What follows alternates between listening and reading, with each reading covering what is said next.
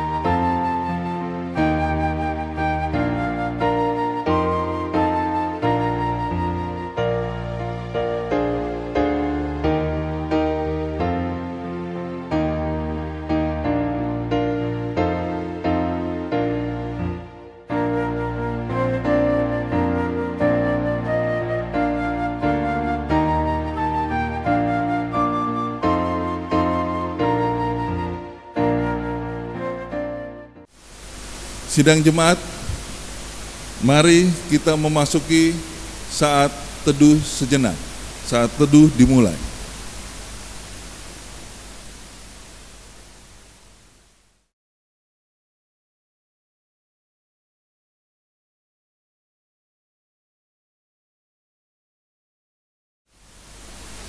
Saat teduh selesai, saya mengundang jemaat untuk berdiri.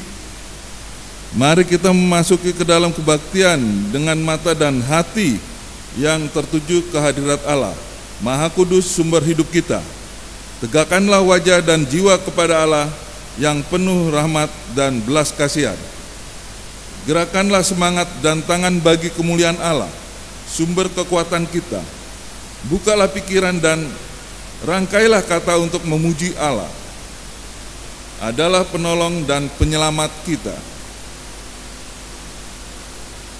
Mari kita sambut kebaktian pada pagi hari ini dengan PKJ 8, Bukalah Gapura Indah.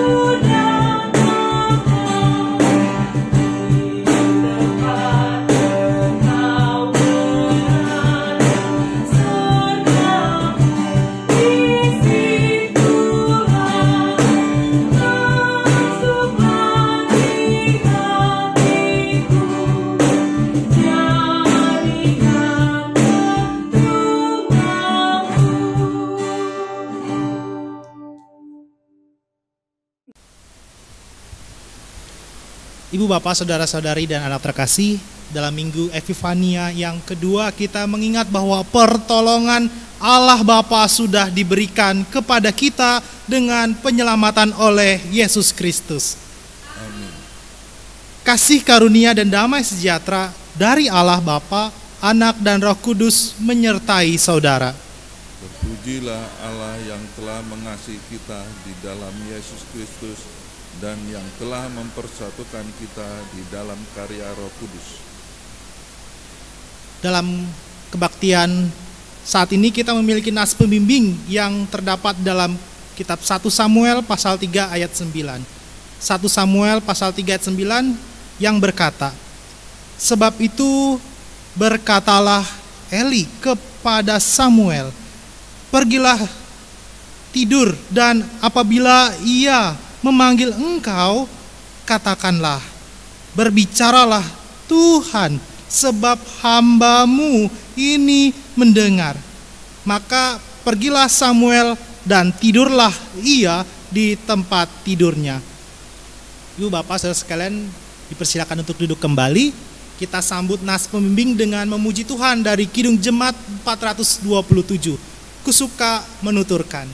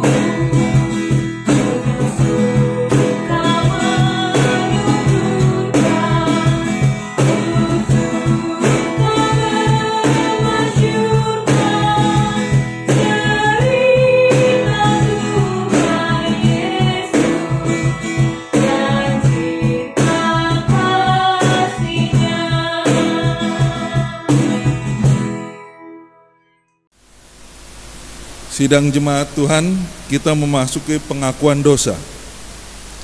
Allah menghendaki agar manusia selalu berada dekat dengannya. Yesus Kristus berkata, "Tinggallah di dalam aku dan aku tinggal di dalam kamu, sehingga kamu berbuah di dalam kehidupan. Sebab di luar aku, kamu tidak dapat berbuat apa-apa."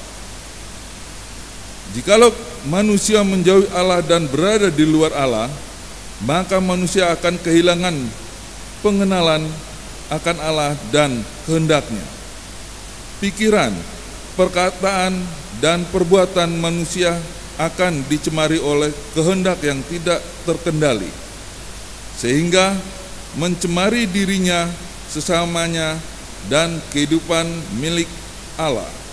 Inilah dosa manusia yang bila dibiarkan akan menjerat dan membinasakan manusia itu sendiri. Kenyataan itu sangat menyakitkan hati Allah. karena manusia akan mengalami kebinasaan. Namun Allah tidak menghendaki manusia binasa di dalam dosa, melainkan Allah menghendaki agar manusia tetap hidup. Karena itulah Allah memanggil kita manusia berdosa ini untuk datang mendekat kepadanya agar kita memiliki hidup dalam kelimpahan anugerahnya. Marilah kita datang mendekat dengan mengakui segala dosa kita di hadap hadirat Allah. Untuk itu kami berikan saat teduh untuk pengakuan dosa pribadi lepas pribadi. Saat teduh dimulai.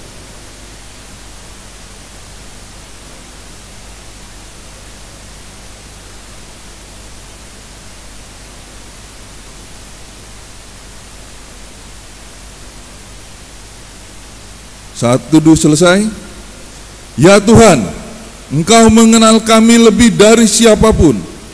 Engkau mengetahui apa yang menjadi keinginan kami. Engkau mengetahui setiap tindakan kami. Engkau telah hadir dan mengetahui setiap tindakan kami. Engkau telah hadir dan mengajarkan kami untuk hidup penuh kasih bagi sesama. Namun, seringkali kami mengabaikannya. Kami lebih sering menyakiti hati orang lain lewat kata dan perbuatan kami. Ampunilah kami ya Tuhan. Baharulilah kami menurut kasih dan kehendak-Mu. Amin. Mari kita sambut untuk pengakuan dosa pagi hari ini melalui pujian Kidung Jemaat 25, Ya Allahku di cahaya-Mu.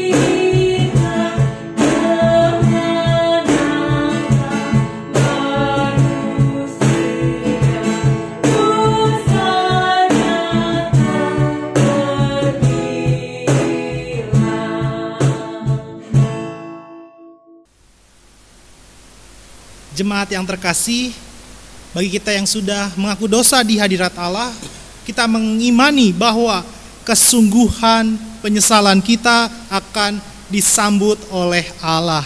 Sebab Allah yang kita kenal adalah kasih adanya. Allah akan membuka hatinya bagi setiap orang yang juga membuka hatinya dengan tulus ikhlas kepadanya. Allah bersedia mengampuni setiap orang yang datang mendekat kepadanya, sebagaimana firman Allah yang dinyatakan di dalam surat Efesus pasal pertama ayat ke-7 sampai ke-8. Demikian berita anugerah pengampunan. Sebab di dalam Dia dan oleh darahnya kita beroleh penebusan, yaitu pengampunan dosa menurut kekayaan kasih karunia-Nya yang dilimpahkannya kepada kita dalam segala hikmat dan pengertian. Pernyataan syukur dan penyerahan diri ke dalam hidup baru. Tuhan telah melakukan karya besar bagi kita, maka kita bersuka cita.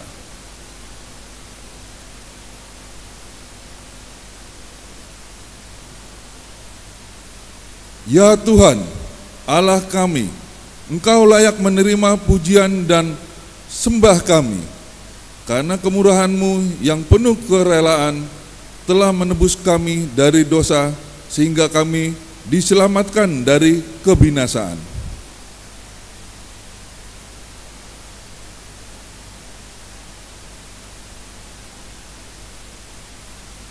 Terimalah syukur dan pujian kami, serta bimbinglah kami memasuki kehidupan yang baru dalam karunia Yesus Kristus. Sidang jemaat kami undang untuk berdiri. Kita sanggup pujian dari pelengkap Kidung Jemaat 205, Langkah Indahnya Kasih Setiamu.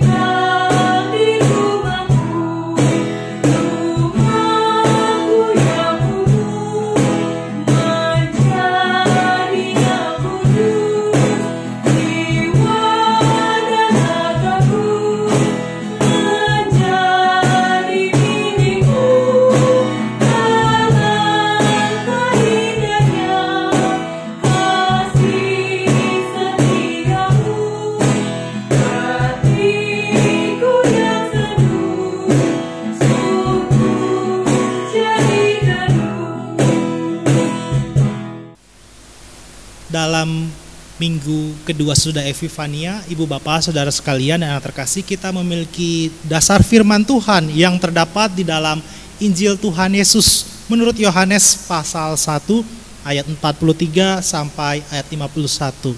Mari kita persiapkan dasar firman Tuhan. Yohanes pasal 1 ayat 43 sampai ayat yang ke-51.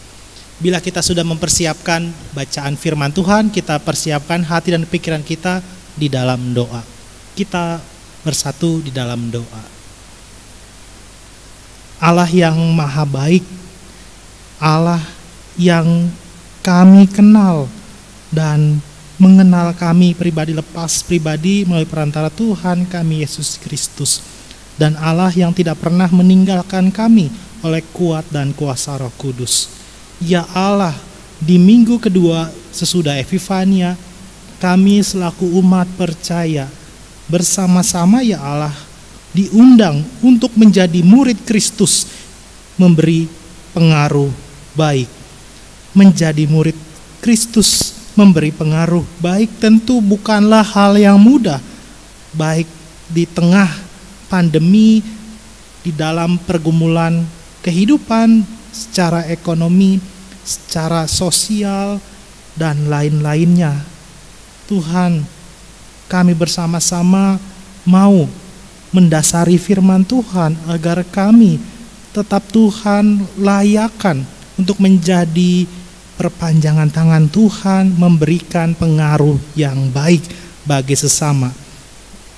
Tentu bukanlah hal yang mudah, tapi kami percaya bahwa Tuhan akan tetap menjaga, akan tetap menguatkan, dan Allah yang sama itu memberikan berkat. Kalau kami akan mendasari dengan firman Tuhan, pakailah hamba-Mu dalam berbagai keterbatasannya untuk setiap alat media digital kami terlebih hati dan pikiran kami untuk dengar-dengaran firman Tuhan. Dan kami, Tuhan, berkati lagi dan lagi. Ke dalam nama Tuhan Yesus, kami mau mendengarkan firman Tuhan. Haleluya, amin. Ibu Bapak saudara sekalian yang terkasih, di minggu kedua sesudah Epifania, kita yang sudah membuka Alkitab, kita akan membacanya dari Yohanes pasal 1 ayat 43 sampai ayat 51, di mana Lembaga Alkitab Indonesia memberikan judul Murid-murid Yesus yang pertama. Demikian firman Tuhan. Pada keesokan harinya, Yesus memutuskan untuk berangkat ke Galilea. Ia bertemu dengan Filipus dan berkata kepadanya, "Ikutlah aku." Filipus itu berasal dari Betsaida, kota Andreas dan Petrus.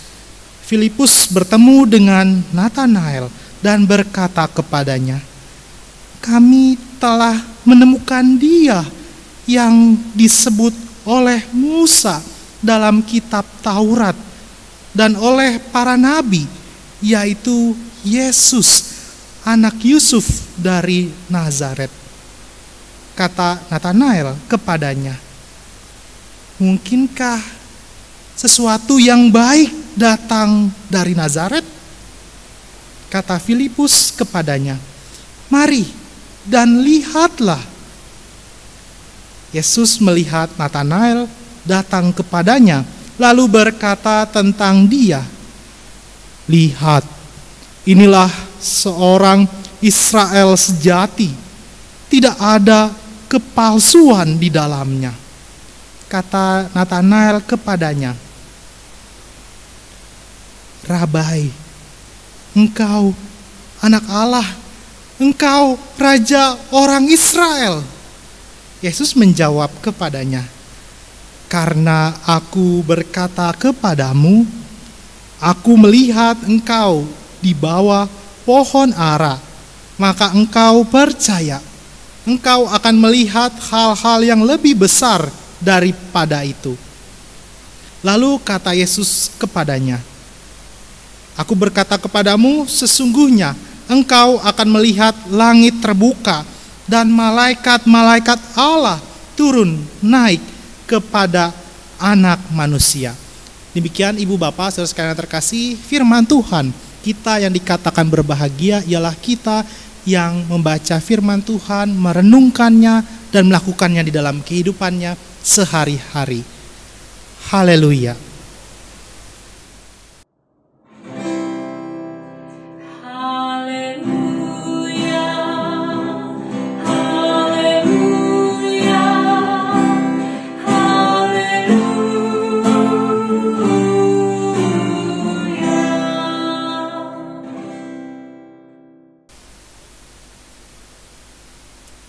Shalom Ibu Bapak, Saudara-saudari yang terkasih.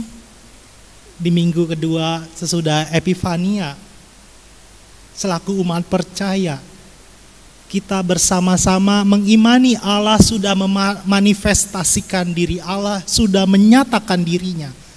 Allah yang sudah menyatakan dirinya itu atas setiap kasihnya yang begitu besar akan dunia ini, mengundang untuk kita semua menjadi murid Kristus, memberi pengaruh baik. Menjadi murid Kristus memberi pengaruh yang baik. Berbicara pengaruh yang baik, kita melihat ini akan menjadi penghantar dalam ilustrasi, khususnya di ayat 48. Di ayat 48 Yohanes pasal 1 ayat ke-48. "Sebelum Filipus memanggil engkau, aku telah melihat engkau di bawah pohon ara." Di bawah pohon ara, Tuhan kita, Yesus Kristus melihat Filipus, melihat Natanael. Dan khususnya, ia melihat seorang bernama Natanael berada di bawah pohon ara. Apa yang akan dilakukan Natanael di bawah pohon ara, kita akan melihat lebih dalam lagi, namun kita fokus ada seseorang di bawah pohon ara. Dan kisah nyata ini pun dilakukan atau pernah dialami oleh seseorang yang bernama Harlan David Sander. Harlan David Sander yang wafat tanggal 16 Desember 1980. 16 Desember 1980. Harlan David Sander. Siapa sih itu? Mungkin kalau dengan gambar yang terlihat di sebelah kiri pada layar kaca Ibu Bapak Saudara sekalian terkasih, inilah dia. Seorang bernama Harlan David Sander. Mungkin kalau melihat gambar ada yang mengenal. Tapi kalau lebih detail lagi mungkin pernah dan telah mencicipi menu atau produk dari Harlan David Sander itu. Apakah itu? Yakni Kentucky Fried Chicken. Tentu kita tahu dan mengenalnya. Ada kisah di dalam kehidupan Harlan David Sander yang bersama-sama kita akan maknai. Ternyata Ibu Bapak Saudara sekalian, Harlan David Sander ini pernah mengalami putus asa, pernah mengalami kesedihan, dan ia berada di bawah pohon. Di bawah pohon itu seperti Nathanael, tapi berbeda. Nathanael di bawah pohon ara, sementara Sander atau Kapten Sander di bawah pohon untuk mengakhiri hidupnya, untuk bunuh diri. Singkat cerita, Kolonel Sander itu salah satu founder atau pendiri dari Kentucky Fried Chicken itu sudah mempersiapkan kertas untuk menjadi wasiat, menjadi kata-kata terakhir di bawah satu pohon. Ketika di bawah satu pohon dia sudah menatap kertas kosong itu, dan entah bagaimana dia berubah. Kira-kira saat itu usia Kolonel Sander berusia 65 tahun. Dari ingin bunuh diri, kemudian dia bukan menuliskan pesan terakhir, tapi dia menulis apa yang harus saya lakukan di tengah-tengah hidup ini, di tengah-tengah penderitaan, di tengah pergumulan, di tengah kesesakan hidup.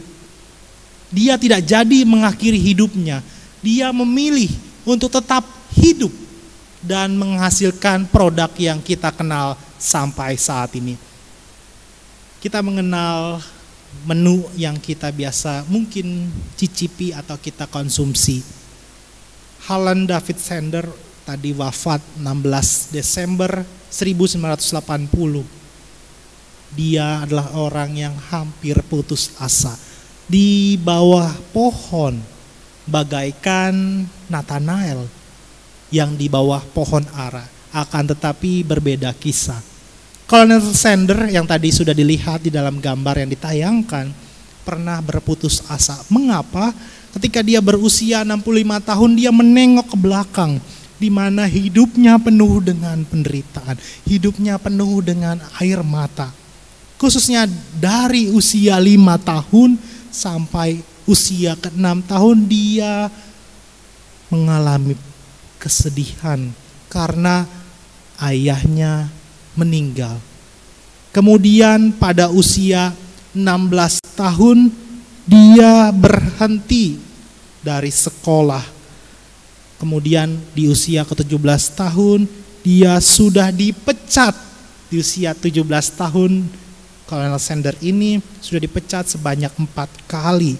Dan bahkan dia pernah menikah pada usia 18 tahun, akan tetapi ketika dia berusia 20 tahun ia bercerai, ia ditinggalkan oleh istri dan anak-anaknya.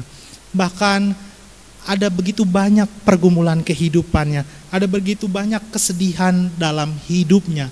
Singkat cerita, seperti bacaan firman Tuhan di ayat 48, anggaplah inilah Kolonel Sander yang sedang di bawah pohon, yang sedang menangis. Karena tadi ada banyak pergumulan hidup, ada kesedihan, ada banyak kegagalan hidupnya. Pernah dia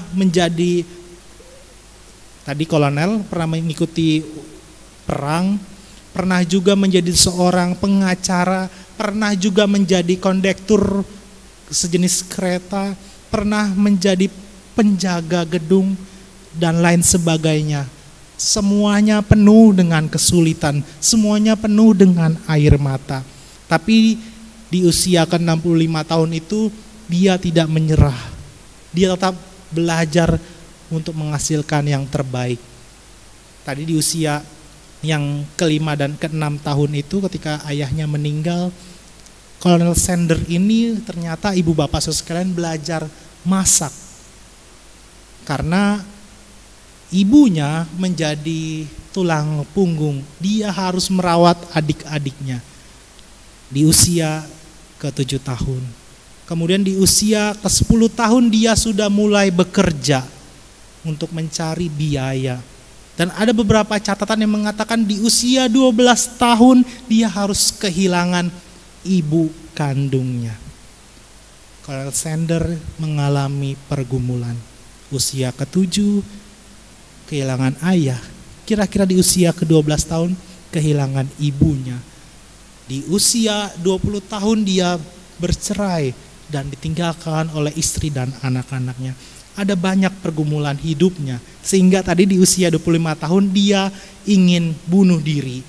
Akan tetapi dia tidak mengakhiri hidup, melainkan menuliskan list, melainkan menuliskan daftar-daftar apa yang harus dikerjakannya. Ternyata dia mengingat ketika dia masih kecil, di usia 10 tahun dia sudah bekerja dan bahkan sudah bisa memasak. Dia punya resep rahasia. Resep rahasia itu yang kita sama-sama sudah cicipi di Kentucky Fried Chicken tersebut. Padahal beliau sudah wafat di tanggal 16 Desember 1980. Tapi menu yang ia ciptakan itu bertahan sampai saat ini. Mengapa bisa begitu? Ada juga pergumulannya. Di mana Kolonel Sander ketika dia berusia 65 tahun itu kemudian mencari perusahaan untuk mau membeli resep rahasianya. Ternyata ibu bapak saudara sekalian, di usia 65 tahun ini Kolonel Sander kemudian dengan kendaraan atau mobil pergi mencari perusahaan yang mau membelinya. Tercatat ada 1009 perusahaan yang ia datangin, atau sederhananya ada 1009 kantor yang ia datangi untuk dijual paket atau resep andalannya yang saat ini kita kenal. Wah, berapa lama 1009 kantor perusahaan yang ia datangi oleh Kolonel Sander? Selama 2 tahun. Selama 2 tahun ia hidup berpindah-pindah, ia hidup di dalam mobil. Artinya di usia 65 tahun dia masih berjuang akan hidupnya, tetapi dia tidak menyerah. Kembali, dia tidak bunuh diri, akan tetapi dia menjadi berkat. Dia menjadi orang yang memberikan pengaruh baik. Bagaimana bisa dia memiliki pengaruh baik? Ternyata ibu bapak sekalian, kisah berlanjut. Ketika Kolonel Sander menjadi seorang bilioner, kira-kira dia di usia ke-88 tahun, dan kemudian di usia ke-90 tahun wafat. Ada seorang yang kemudian secara tidak langsung mengalami contoh dari Kolonel Sander. Artinya apa? Ada seorang bernama Jack Ma, lahir 10 September 1964 di Hangzhou, Cina. Jack Ma ini ibu bapak sekalian, dia lahir tadi di 10 September 1964, atau kira-kira ketika dia berusia 16 tahun, saat itu kira-kira usia dari Kolonel Sander itu 81 tahun. Mengapa ada nama Jack Ma? Ternyata ibu bapak sekalian ada kisah hidup di mana pendiri dari Alibaba, pendiri dari salah satu website sejenis mungkin yang kita kenal dalam Indonesia, mungkin Lazada, mungkin Tokopedia dan lain sebagainya.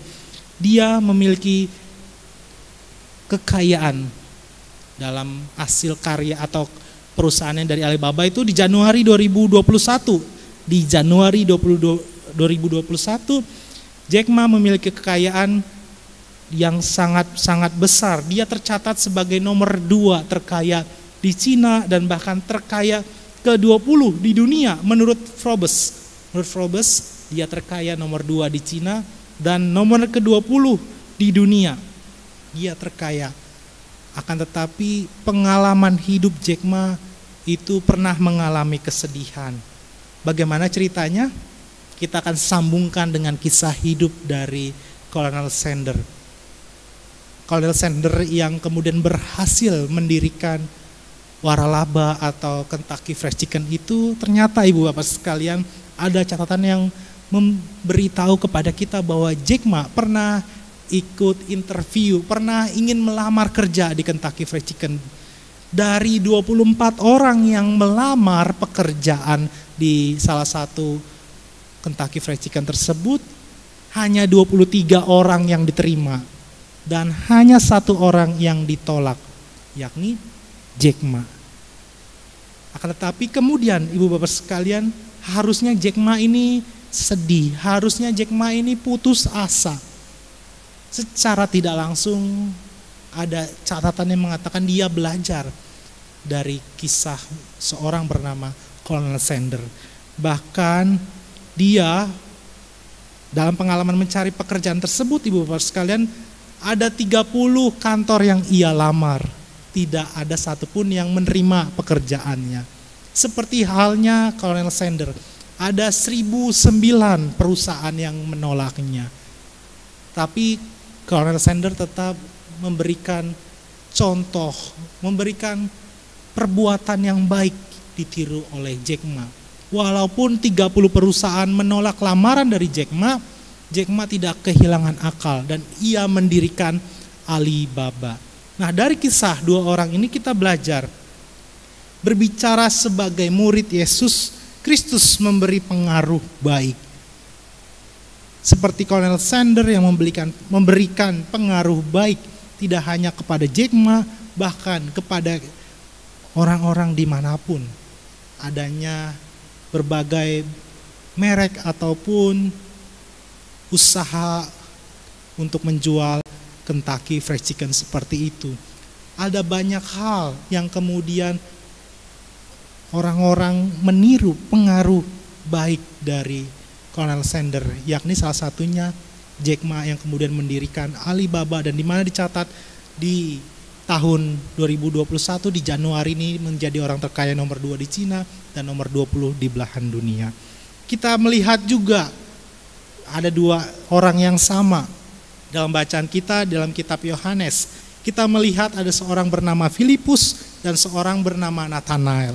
Nah, ibu bapak saudara sekalian, di bacaan firman Tuhan Yohanes pasal 1 ini, Filipus mewartakan kabar baik tentang Yesus kepada Nathanael, yang adalah sosok yang disebut oleh Musa dalam kitab Taurat dan oleh para nabi. Kita baca tadi di ayat 45, di mana Filipus cerita kepada Nathanael, ini ada orang bernama Yesus yang sudah diwartakan, sudah diberitakan oleh Musa dan kitab-kitab Taurat lainnya. Mungkinkah kemudian respon dari Nathanael, mungkinkah sesuatu yang baik datang dari Nazaret? Kenapa harus datangnya dari Nazaret? Nah, ibu bapak sekalian yang terkasih, kita belajar, kita pun akan beranggapan sama seperti dengan Nathanael yang kemudian secara pribadi sangsi, secara pribadi ragu kalau yang baik itu bukan dari hal yang sederhana, bukan dari hal yang kecil. Mengapa demikian? Nanti kita akan bahas. Sebelumnya kita akan mengetahui lebih dahulu siapa sih itu Nathanael, kok dia bisa ragu apa yang sudah diceritakan oleh Filipus mengenai kedatangan Tuhan Yesus, mengenai Filipus yang sudah melihat Tuhan Yesus.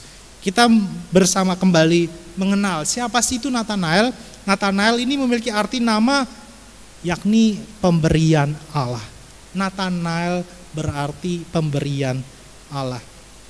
Muncul hanya dalam kitab Injil Yohanes pasal 1 ayat 45 sampai ayat 51. Di bacaan firman Tuhan kita pada saat ini. nama Natanael hanya dicatat dalam kitab Yohanes. Sementara di dalam Injil sinoptik atau di Matius, Markus, dan Lukas, namanya bukan Natanael, melainkan Bartolomeus. Bartolomeus yang dicatat oleh Matius, Markus, dan Lukas ini adalah orang yang sama yang dicatat oleh Yohanes bernama Natanael. Jadi Matius, Markus, Lukas mencatatnya Bartolomeus, sementara Yohanes mencatatnya dengan nama Natanael. Mengapa demikian?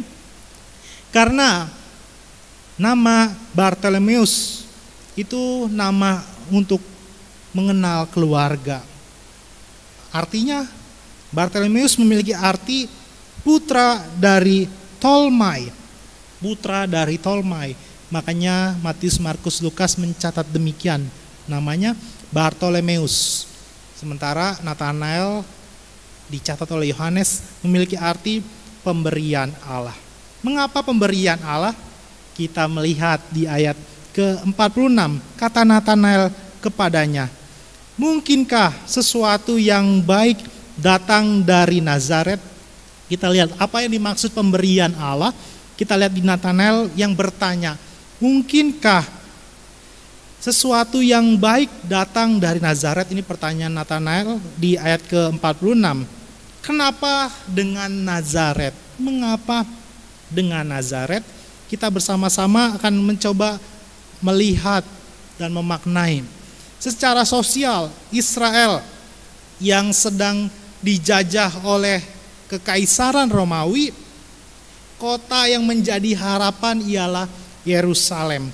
Kota yang metropolitan dalam bahasa kita saat ini ialah Yerusalem. Akan tetapi Mesias datang dari Nazaret. Nah, Nazaret ini ibu bapak sekalian, kota yang sangat-sangat kecil. Kota yang kecil ini menjadi kedatangan dari Sang Mesias. Ibu bapak sekalian yang terkasih, kota Nazaret yang diragu-ragukan, yang dipersangsikan oleh Natanael. Bagaimana sesuatu yang baik, bagaimana sesuatu yang dari Tuhan, yakni Mesias itu datangnya di Nazaret, ini yang diragukan oleh Natanael. Mengapa demikian? Ibu bapak saudara sekalian dan anak terkasih, kota Nazaret pada tahun atau abad 1 Masehi itu memiliki populasi sekitar 480.000 orang pada abad 1 tentunya, 480 orang tersebut. Dan berapa sih luasnya? Kira-kira 60 hektar. 60 hektar itu seperti apa ya? 60 hektar itu kalau kita ubah ke dalam kilometer kira-kira 0,6 kilometer. 6,6 kilometer itu kita ubah lagi ke meter, dapatnya adalah 600 meter. Jadi kota Nagasaki ini ibu bapak sekalian, kota Nazaret, mohon maaf ibu sekalian, kota Nazaret luasnya 600 meter. 600 meter itu kira-kira dari mana sampai mana ya? Nah, 600 meter itu kira-kira dari gedung gereja menuju ke Wisma Sakura Nayata. Ke Wisma Sakura yang mungkin ibu bapak sekalian kenal. Dari gedung gereja sampai Wisma. Atau kita lihat dalam peta. Inilah 600 meter atau kira-kira 60 hektar luasnya kota Nazaret. Atau kita buat garis diameter, kita lihat di gambar berikutnya. Inilah luas kota Nazaret, di mana di dalam kota ini hanya ada 480 orang saja yang tinggal. Atau dalam konteks gambar ini kita melihat juga khususnya di Jati Asih, kita mungkin mengenal pribadi lepas pribadi yang tinggal dari antara gedung gereja sampai kita mengenal 60 hektar itu sampai ke Wisma Sakura. Ada beberapa warga jemaat. dan mereka yang melayani pada saat ini, baik Bapak Pendatua Rudi Naswita maupun yang kemudian tim multimedia Saudari Lydia bersama dengan Saudari Erika Pasaribu. Kita mengenal mereka. Artinya mereka kalau dalam bacaan firman Tuhan adalah orang-orang Nazaret. Kecil kan, dari gedung gereja sampai Wisma Sakura. Inilah yang diragukan, ini yang kurang percaya dari Nathanael. Mana mungkin Mesias itu datangnya dari Nazaret. Akan tetapi Tuhan luar biasa kasih-Nya. Dari kota yang bernama Nazaret itu yang hanya 60 hektar atau gedung gereja sampai Wisma Sakura itu kecil, tapi dia dapat menyelamatkan dunia melalui karya salib yang dikerjakan oleh Tuhan Yesus. Seperti peta yang kita lihat.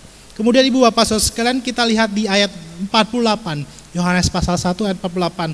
Kata Nathanael kepadanya, "Bagaimana engkau mengenal aku?" Jawab Yesus kepadanya, "Sebelum Filipus memanggil engkau, aku telah melihat engkau di bawah pohon ara."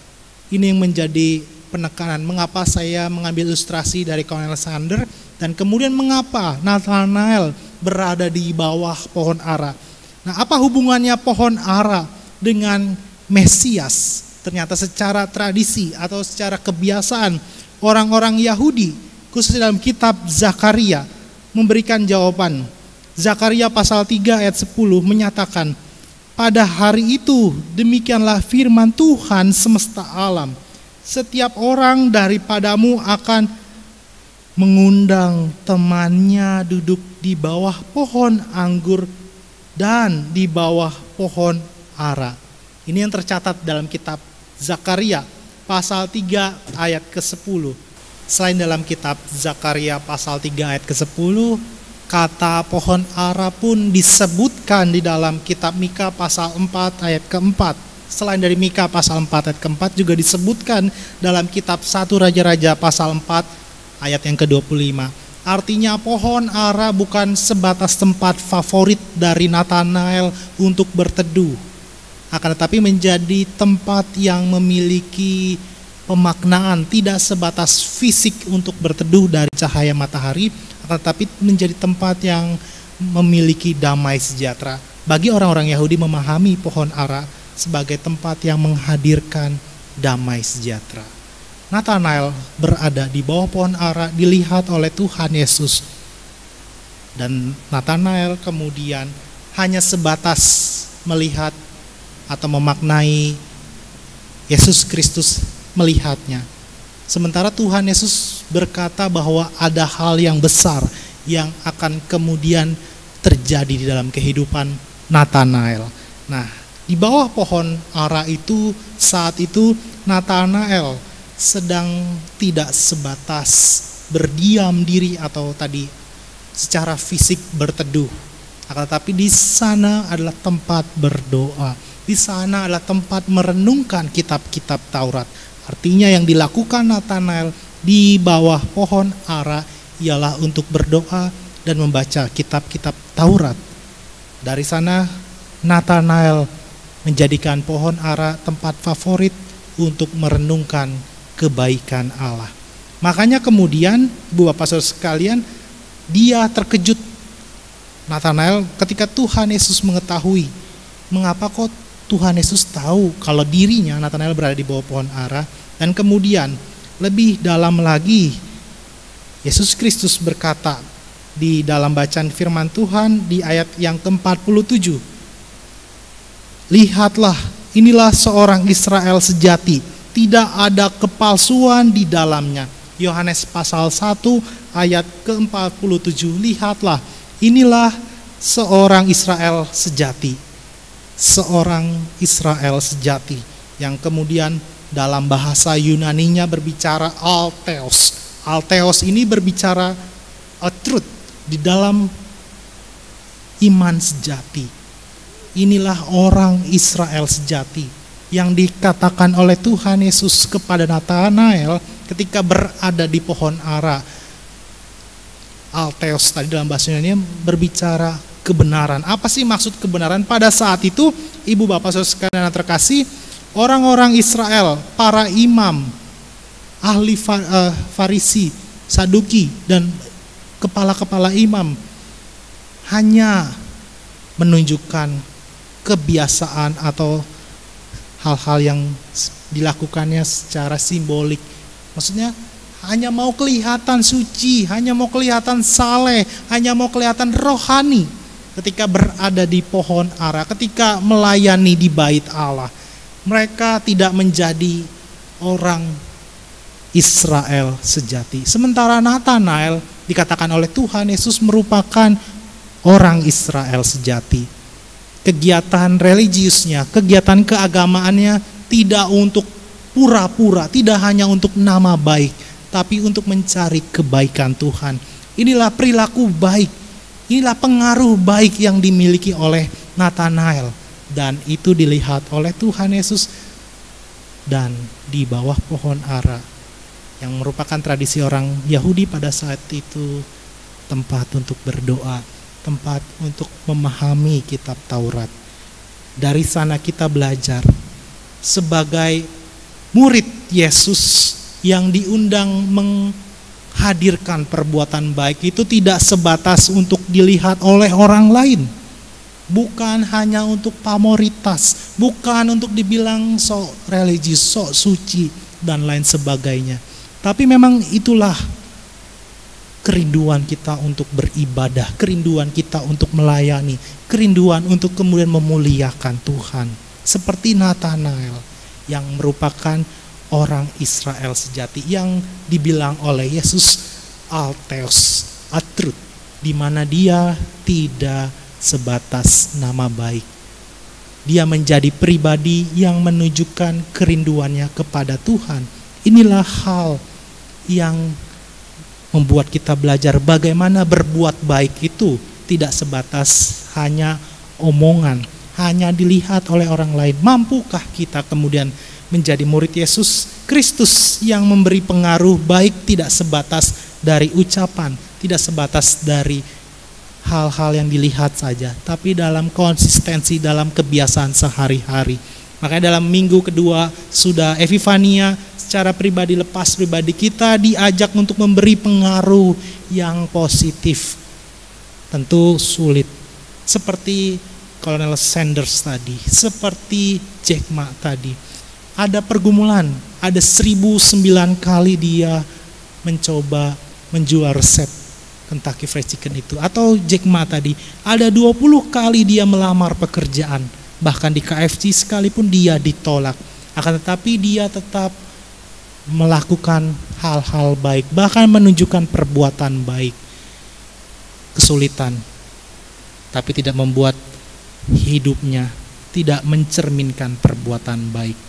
Kita diajak bersama-sama, seperti yang juga dikatakan oleh Tuhan Yesus di ayatnya yang ke-51. Lalu kata Yesus kepadanya, kepada Nathanael tentunya, "Aku berkata kepadamu, sesungguhnya engkau akan melihat langit terbuka dan malaikat-malaikat Allah turun naik kepada Anak Manusia."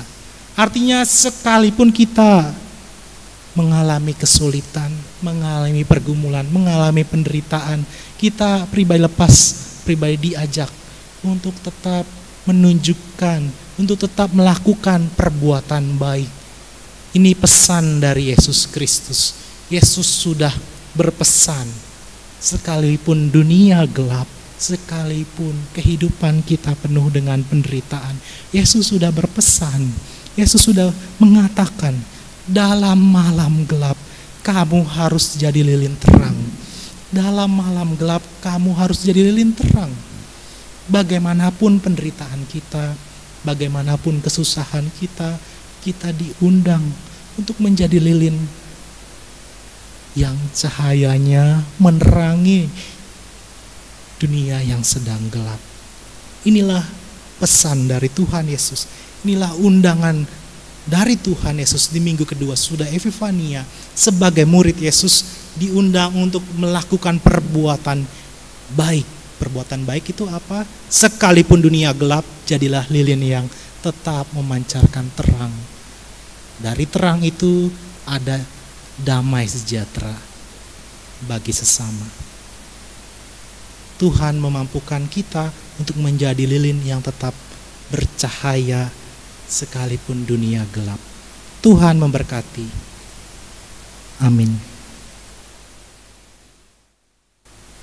Sidang Jemaat Tuhan, kami undang untuk berdiri. Mari kita bersama-sama mengucapkan pengakuan iman kita. Aku percaya kepada Allah Bapa yang Maha Kuasa, Khalik langit dan bumi, dan kepada Yesus Kristus anaknya yang tunggal Tuhan kita, yang dikandung daripada Roh Kudus, lahir dari anak darah Maria, yang menderita di bawah Pontius Pilatus, disalibkan, mati dan dikuburkan, turun ke dalam kerajaan maut. Pada hari yang ketiga, bangkit pula dari antara orang mati, naik ke surga, duduk di sebelah kanan Allah, Bapa yang Maha Kuasa, dan akan datang dari sana untuk menghakimi orang yang hidup dan yang mati. Aku percaya kepada Allah Roh Kudus, gereja yang kudus dan am, persekutuan orang kudus, pengampunan dosa, kebangkitan daging, dan hidup yang kekal. Ibu bapak saudara sekalian yang terkasih, dipersilakan untuk duduk kembali. Kita kembali bersatu di dalam doa untuk membawa setiap pokok-pokok doa kita, dan kita akhiri dengan doa Bapa kami. Kita bersatu di dalam doa. Kita berdoa. Allah yang maha baik, Allah yang telah lebih dahulu menunjukkan perbuatan baik melalui perantara Tuhan kami Yesus Kristus yang telah menyelamatkan kami. Perbuatan baik itu pun tetap Engkau tunjukkan, Engkau berikan melalui perantara kuat dan kuasa Roh Kudus. Kami pribadi lepas pribadi ya Allah, di minggu kedua sudah Epifania telah mendengarkan, telah membaca firman Tuhan, dan kami diundang untuk menjadi murid Kristus, memberi pengaruh baik. Memberi pengaruh baik tentu bukanlah perkara yang mudah, namun kami bersama-sama menjadi murid Yesus Kristus harus tetap mewartakan kabar baik, menunjukkan perbuatan baik, karena kami mengetahui karena Tuhan lebih dahulu menunjukkan perbuatan baik dengan menderita sengsara di kayu salib.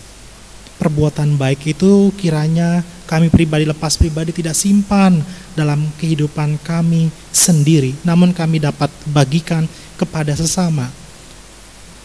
Walaupun dalam pergumulan hidup, karena pandemi, karena kesehatan, karena ekonomi, karena mungkin ada konflik di antara kami, tapi kami pribadi lepas pribadi Tuhan layakan untuk tetap menunjukkan perbuatan baik dengan ketulusan, dan kami percaya Tuhan tetap memberkati kami menjadi lilin yang tetap bercahaya walaupun dunia di dalam kegelapan. Inilah harapan kami pribadi lepas pribadi. Ya Allah yang maha baik, selaku murid Kristus yang rindu memberikan perbuatan baik, kami juga mau berdoa bersama-sama untuk pribadi lepas pribadi yang sedang sakit ataupun dalam proses pemulihan, yang kami bawa dalam doa kami di dalam hati maupun di dalam secara bersama ya Allah. Kami mendukung dalam doa untuk Ibu Rengsi Pakpahan, Bapak Manahan Manurung, Saudari Sela Septiana Tampu Bolon, Ibu Yusriana Manulang, Ibu Hangro Ningsrah, Ananda Fanya Manulang, dan Ibu Rista Pardede. Pribadi lepas pribadi ya Allah yang sedang sakit, baik karena kelemahan tubuh maupun terkonfirmasi positif virus corona ya Allah. Tuhan berkati pribadi lepas pribadi menjadi sembuh, menjadi sehat, dan utamanya dapat kembali dalam kehidupan mereka sehari-hari. Kami juga mendukung dalam doa untuk Bapak Richard Manulang, Bapak Makmur Sianturi, Bapak Kamsan Sitorus, Ibu Telma Sahulata. Tuhan berkati pribadi lepas pribadi dalam proses pemulihan dan hadirkan pengharapan iman kepada Tuhan yang memberikan kesembuhan dalam kehidupan mereka pribadi lepas pribadi ataupun di tengah keluarga mereka. Allah yang maha baik, kami juga mengucap syukur di tengah-tengah kami ataupun kami sendiri ya Allah yang Tuhan telah tambahkan usia. Kami mendukung dalam doa untuk saudari Diah Rubiah Lestari Borupakpahan, saudari Klenta Dona Bella, dan saudari Klorinda Dona Nela Sianturi. Tuhan, kami juga mendukung dalam doa untuk Ananda Guardian Ricardo Stefanus. Kami mengimani Tuhan tidak saja menambahkan usia, tapi Tuhan menambahkan berkat baik dalam pendidikan, dalam pekerjaan, maupun dalam kehidupan mereka pribadi lepas pribadi. Allah yang maha baik, selaku persekutuan jemaat di GKP Jemaat Jati Asih, kami mendukung dalam doa untuk keluarga Ibu Sylvia Elena Aipasa dan keluarga Bapak Sudibyo Karyadi. Mereka pribadi lepas pribadi, baik sebagai suami, sebagai istri, sebagai omah ataupun opah. Tuhan berkati mereka untuk tetap diberikan kesehatan, diberkati dalam pelayanan, dalam kegiatan mereka sehari-hari, dan berkati anak-anak menantu cucu mereka ya Allah pribadi lepas pribadi. Allah yang maha baik, kami selaku persekutuan dalam lingkup Gereja Kristen Pasundan mendoakan ya Allah untuk para penasehat majelis sinode dan pengawas perbendaharaan sinode. Tuhan berkati mereka pribadi lepas pribadi. Kami juga berdoa untuk badan-badan pelayanan, baik pendidikan, baik YBRS, baik Panti Asuhan Tanjung Barat, dan kami juga mendukung dalam doa tim Crisis Center, mendukung dalam doa BP Klasis pribadi lepas pribadi yang melayani baik sebagai pribadi maupun sebagai lembaga ya Allah. Tuhan saja yang memberkati. Allah yang maha baik, kami juga berdoa untuk anak-anak yang masih kekurangan gizi, secara khusus dalam Hari Gizi Nasional. Kami membawa dalam doa mereka pribadi lepas pribadi. Tuhan berkati gizi, Tuhan berkati kesehatan. Kami juga mendukung dalam doa ya Allah untuk setiap para pelayan dalam lingkup Jemaat Gereja Kristen Pasundan, baik para penatua, baik pengurus komisi, baik kategorial maupun non-kategorial, pribadi lepas pribadi. Tuhan telah pakai untuk melayani, khususnya dalam kebaktian ini Tuhan telah memberkati, baik sebagai tim multimedia maupun pribadi lepas pribadi yang melayani Tuhan. Kami percaya Tuhan memberkati mereka seperti Tuhan telah memberkati dalam ibadah ini. Allah yang maha baik, kami juga mendukung dalam doa untuk setiap pekerjaan kami. Kami berdoa untuk kami juga yang merindukan pekerjaan, merindukan partner kehidupan, merindukan buah hati, merindukan keharmonisan, sukacita di tengah-tengah keluarga. Tuhan saja yang memberikan kedamaian, Tuhan yang memberikan semangat untuk kami tetap melakukan perbuatan baik bagi sesama. Ya Allah yang maha baik, kami juga mengingat secara khusus dalam lingkup majelis sinode, kami berdoa lingkup kependetaan juga ya Allah, ada di tengah-tengah mereka yang terkonfirmasi positif akibat virus corona ya Allah. Tuhan juga berkati anggota keluarga dari mereka, dan utamanya kami juga mendukung dalam doa untuk setiap keluarga pendeta emeritus pribadi lepas pribadi. Tuhan jamah dan berkati untuk tetap ada damai sejahtera dari Allah. Kami mendukung dalam doa untuk bangsa Indonesia dijauhkan dari kerusuhan, dijauhkan dari bencana alam, terkhusus untuk para tenaga kesehatan, baik dokter, perawat, dan setiap orang yang Tuhan layakkan, Tuhan pakai dalam pandemi maupun dalam kehidupan sehari-hari. Berkati ya Allah dalam pengadaan vaksin dari virus corona juga untuk kemudian menghadirkan damai sejahtera. Allah yang maha baik, kami tahu setiap pokok-pokok doa kami ini jauh daripada sempurna. Untuk itu kami mau menyempurnakannya seperti doa yang Tuhan Yesus ajarkan kepada kami. Demikian kami berdoa. Bapa kami yang di sorga, dikuduskanlah namamu, datanglah kerajaanmu, jadilah kehendak-Mu di bumi seperti di sorga. Berikan kami pada hari ini makan kami yang secukupnya, dan ampunilah kami akan kesalahan kami, seperti kami juga mengampuni orang yang bersalah kepada kami.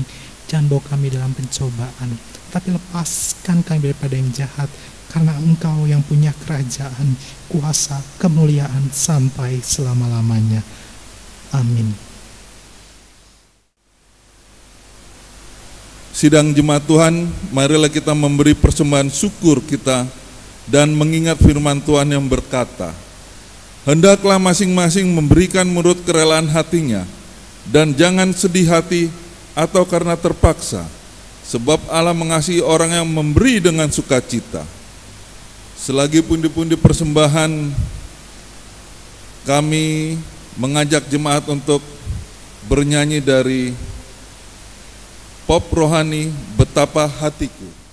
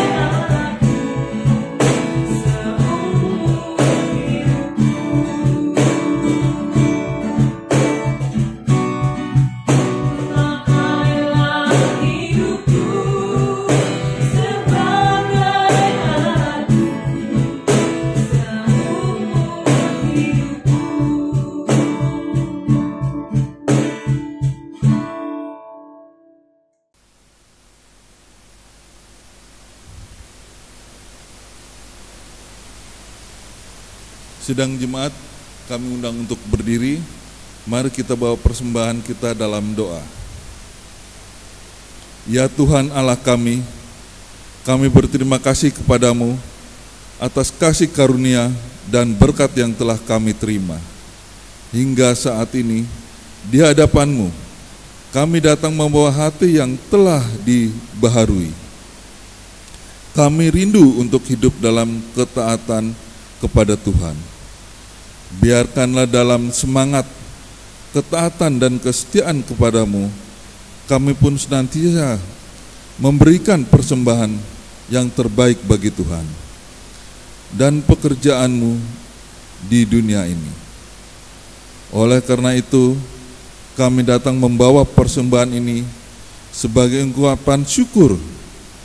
Ajarlah kami untuk mempergunakan hidup kami menjadi pembawa damai, sejahtera bagi sesama. Di dalam nama Tuhan Yesus Kristus kami berdoa. Terpujilah Tuhan. Amin. Sidang jemaat Tuhan, untuk mengakhiri kebaktian pagi hari ini, mari kita nyanyikan kidung penutup yang diambil dari Kidung Jemaat 422. Yesus berpesan.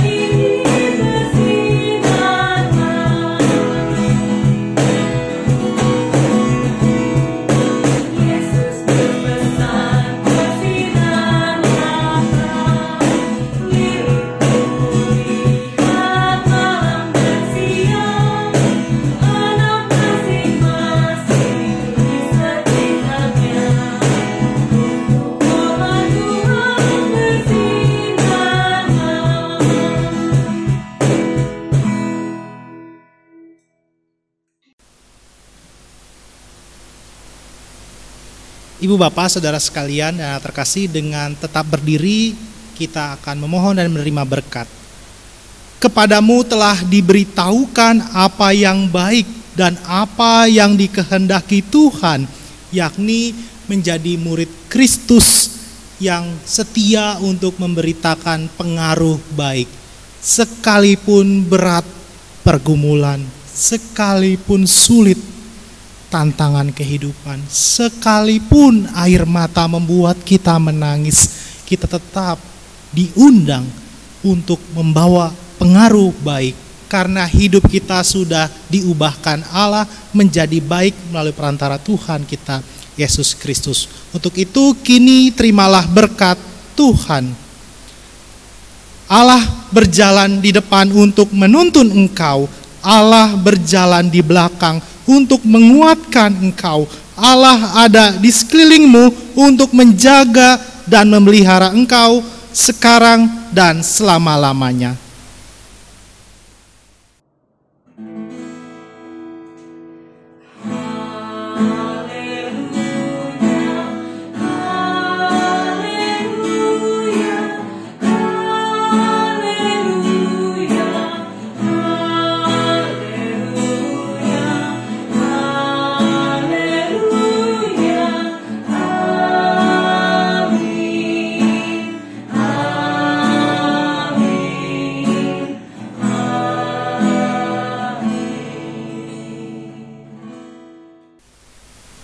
Bapak Ibu saudara sekalian, dipersilakan untuk mengambil saat teduh.